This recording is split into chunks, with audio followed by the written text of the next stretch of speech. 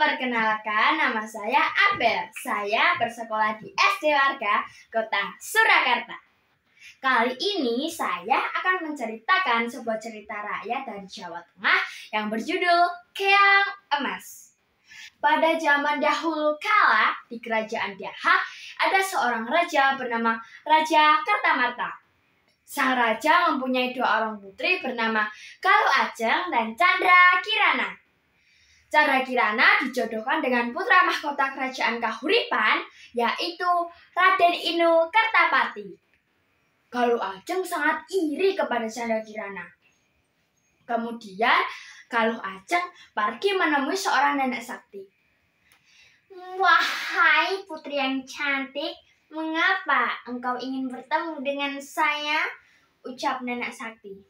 "Penyihir hebat, dapatkah engkau membantuku?" kata Galuh Ajeng. "Tentu saja, Tuan Putri cantik. Apa yang bisa aku bantu?" kata nenek sakti.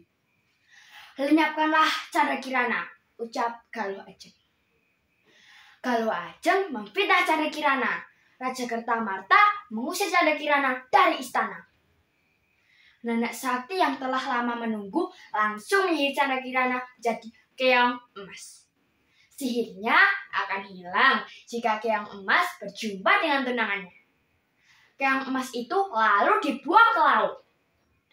Suatu hari saat mencari ikan, nenek dadapan menebarkan jalannya dan keong emas pun terbawa bersama dengan ikan-ikan lain. Ia membawa pulang keong emas itu dan ditaruhnya di tempayan.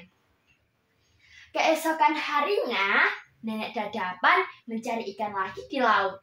Namun, ia tak mendapatkan ikan seekor pun. Si nenek kemudian pulang dengan perasaan kecewa. Akan tetapi, sesampai di gubuk rumahnya, alangkah kagetnya ia karena sudah tersedia makanan yang enak di meja makan. Kejadian yang sama terjadi pada hari-hari berikutnya. Karena penasaran, suatu pagi si nenek pura-pura pergi ke laut. Ia mengintip dari biliknya. Ternyata keong emas sudah berubah menjadi seorang gadis cantik. Gadis cantik itu sedang memasak.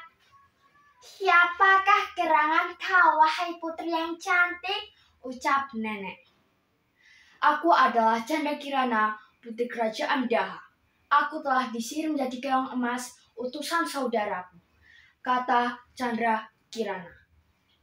Akhirnya Raden Inu Kertapati mengetahui bahwa Candra Kirana telah menghilang.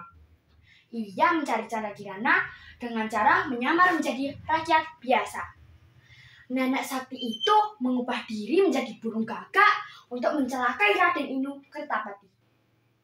Dalam perjalanannya, Raden Inu Kertapati bertemu dengan seorang kakek yang sedang kelaparan. Ia membagi bekal kepada si kakek.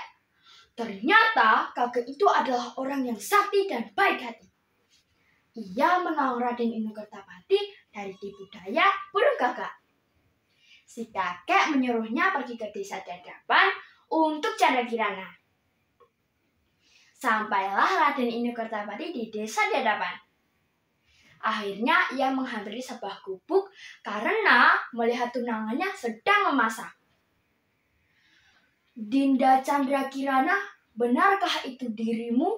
tanya Raden Inu Kertapati. Betapa terkejutnya Candra Kirana. "Benar, Kanda, Dinda telah dikutuk menjadi keong emas oleh nenek sakti atas perintah saudara Dinda Galuh Ajeng. Lalu Dinda hanyut di laut." Sihir pun hilang karena Candra Kirana berjumpa dengan tunangannya. Akhirnya Raden Inu Kertapati memboyong tunangannya ke istana. Sesampai di istana, Candra Kirana menceritakan perbuatan Galuh Ajeng. Raja Kertamarta kemudian memberikan hukuman kepada Galuh Ajeng. Galuh Ajeng ketakutan. Ia melarikan diri ke hutan. Sementara itu, pernikahan Candra Kirana dan Raden Inu Kertapati dilaksanakan. Mereka mengajak nenek dadapan ke istana dan hidup bahagia.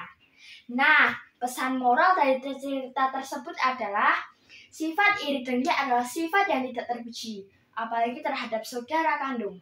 Seseorang yang berbuat jahat akan mendapatkan balasan yang setimpal. Sekian dari saya, terima kasih, bye-bye.